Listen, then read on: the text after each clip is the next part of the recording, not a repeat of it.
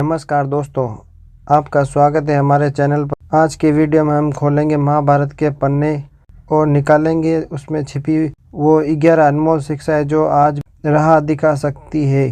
तो बने रहिए इस अद्भुत कहानी के साथ, जुड़िए। जीवन हो योजनाओं से भरा। जीवन के किसी भी क्षेत्र में बेहतर रणनीति आपके जीवन को सफल बना सकती है, और यदि कोई योजना या रणनीति नहीं है तो समझो जीवन का एक अराजक भविष्य में चला जाएगा, जिसके सफल होने की कोई गारंटी नहीं। भगवान श्री कृष्ण के पास पांडवों को बचाने का कोई मास्टर प्लान नहीं होता तो पांडव युद्ध नहीं जीत सकते कि वे कौरवों से किसी भी मामले में जीत जाते। संगत और पंगत हो अच्छी। कहते जैसी संगत वैसी पंगत, और जैसी पंगत वैसा जीवन। आप लाख अच्छे हैं, लेकिन यदि आपकी संगत बुरी है तो आप बर्बाद हो जाएंगे। लेकिन यदि आप लाख बुरे हैं और आपकी संगत अच्छे लोगों से है और आप उनकी सुनते भी है तो निश्चित ही आप आबाद हो जाएंगे। कौरवों के साथ शकुनी जैसे लोग थे तो पांडवों के साथ श्री कृष्ण। शकुनी मम्मा जैसी आपने संगत पाल रखी तो आपका दिमाग चलना बंद ही समझो। अधूरा ज्ञान घातक। कहते हैं कि अधूरा ज्ञान सबसे खतरनाक होता है। इस बात का उदाहरण अभिमन्यु बहुत ही वीर और बहादुर योद्धा था, लेकिन उसकी मृत्यु जिस परिस्थिति में हुई उसके बारे में सभी जानते हैं। मुसीबत के समय यह अधूरा ज्ञान किसी भी काम का नहीं रहता। आप अपने ज्ञान में पारंगत बने। किसी एक विषय में तो दक्षता हासिल होनी ही चाहिए।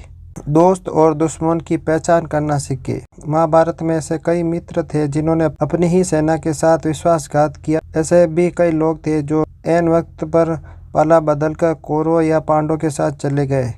शल्य और यशोही इसके उदाहरण है। इसलिए कहते हैं कि कई बार दोस्तों के बेस में दुश्मन हमारे साथ आ जाते हैं और हमसे कई तरह के राज लेते रहते हैं। ऐसे भी दोस्त होते हैं जो दोनों तरफ होते हैं, जैसे कौरवों का साथ दे रहे भीष्म, द्रोण और विदुर ने अंत में युद्ध में पांडवों का ही साथ दिया। हथियार से ज्यादा घातक बोल वचन। महाभारत का युद्ध नहीं होता यदि कुछ लोग अपने वचनों पर संयम रख लेते। जैसे द्रौपदी यदि दुर्योधन को अंधे का पुत्र अंधा नहीं कहती तो महाभारत नहीं होती। शिशुपाल और शकुनी हमेशा चुभने वाली बातें ही करते थे, लेकिन उनका हर्ष क्या हुआ यह हम सभी जानते हैं। सबक यह है कि कुछ भी बोलने से पहले हमें यह सोच लेना चाहिए कि आपके जीवन, परिवार या राष्ट्र पर क्या असर होगा। जुए सट्टे से रहे दूर। शकुनी ने पांडवों को फंसाने के लिए जुए का आयोजन किया था, जिसके चलते पांडवों ने अपना सब कुछ दांव पर लगा दिया था। अंत में उन्होंने द्रौपदी को भी दांव पर लगा दिया था। यह बात सभी जानते हैं कि फिर क्या हुआ। अंत जुए सट्टे षड्यंत्र से हमेशा दूर रहे। ये चीजें मनुष्य का जीवन अंधकारमय बना देती है। सदा सत्य के साथ रहो। कौरवों की सेना पांडवों की सेना से कई ज्यादा शक्तिशाली थी। एक से एक योद्धा और ज्ञानजन कौरवों के साथ दे रहे थे। पांडवों की सेना में ऐसे वीर योद्धा नहीं थे। कहते हैं कि विजय उसकी नहीं होती है जहाँ लोग ज्यादा धनवान है या बड़े पदाधिकारी है। विजय हमेशा उसकी होती है जहाँ ईश्वर हमेशा वही है जहाँ सत्य है। इसलिए सत्य का साथ कभी नहीं छोड़े। अतः सत्य की जीत होती है। सत्य के लिए जो भी करना पड़े करो। लड़ाई से डरने वाले मिट जाते हैं। जिंदगी एक उत्सव है, संघर्ष नहीं। लेकिन जीवन के कुछ मोर्चों पर व्यक्ति को लड़ने के लिए हमेशा तैयार रहना चाहिए। जो व्यक्ति लड़ना नहीं जानता, युद्ध उसी पर थोपा जाएगा या उसको सबसे पहले मारा जाएगा। महाभारत में पांडवों को यह बात श्री कृष्ण ने अच्छे से सिखाई थी।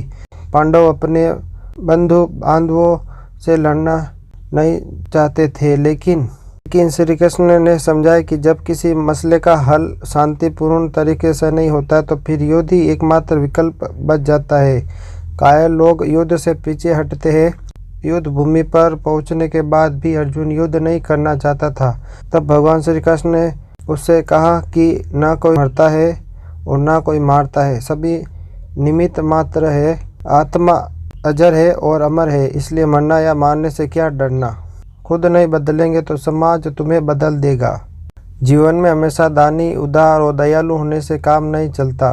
महाभारत में जिस तरह से कर्ण की जिंदगी में उतार चढ़ाव आए उससे हमें यह सीख मिलती है इस क्रूर दुनिया में अस्तित्व बनाए रखना कितना मुश्किल होता है। इसलिए समय के हिसाब से बदलना जरूरी होता है, लेकिन यह बदलाव ही उचित है जिसमें सभी का हित हो। कर्ण ने खुद को बदलकर अपने जीवन लक्ष्य तो हासिल कर लिया, लेकिन फिर भी वह महान नहीं बन सके क्योंकि उन्होंने अपनी शिक्षा का उपयोग समाज से बदला लेने की भावना से किया। बदले की भावना से किया गया कोई कार्य आपके समाज का हित नहीं कर सकता। शिक्षा का सदुपयोग जरूरी।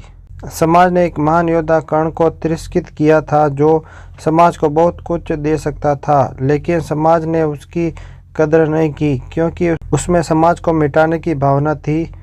समाज के लिए शिक्षा का उद्देश्य समाज की सेवा करना नहीं था, अपितु वो अपने सामर्थ्य को आधार बनाकर समाज से अपने अपमान का बदला लेना चाहता था।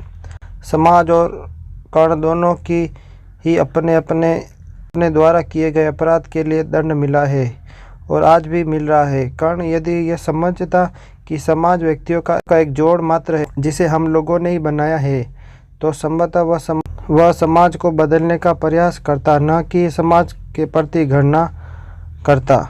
अच्छे दोस्तों की कदर करो। ईमानदार और बिना शर्त समर्थन देने वाले दोस्त भी आपका जीवन बदल सकते हैं। पांडवों के पास भगवान श्री कृष्ण थे तो कौरवों के पास महान योद्धा कर्ण था। इन दोनों ने दोनों पक्षों को बिना शर्त अपना पूरा साथ और सहयोग दिया था। यदि कर्ण को छल से नहीं मारा जाता तो कौरवों की जीत तय थी।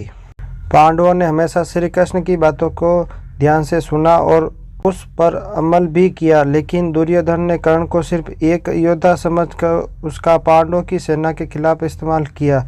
यदि दुर्योधन कर्ण की बात मानकर कर्ण को घटोत्कच को मारने के लिए दबाव नहीं डालता तो इंद्र द्वारा दिया गया जो अमोघ अस्त्र कर्ण के पास था उससे अर्जुन मारा जाता। दोस्तों, आपको ये प्रसंग कैसा लगा? अगर अच्छा लगा हो तो आप लाइक, शेयर, कमेंट करें और सब्सक्राइब करना ना भूलें।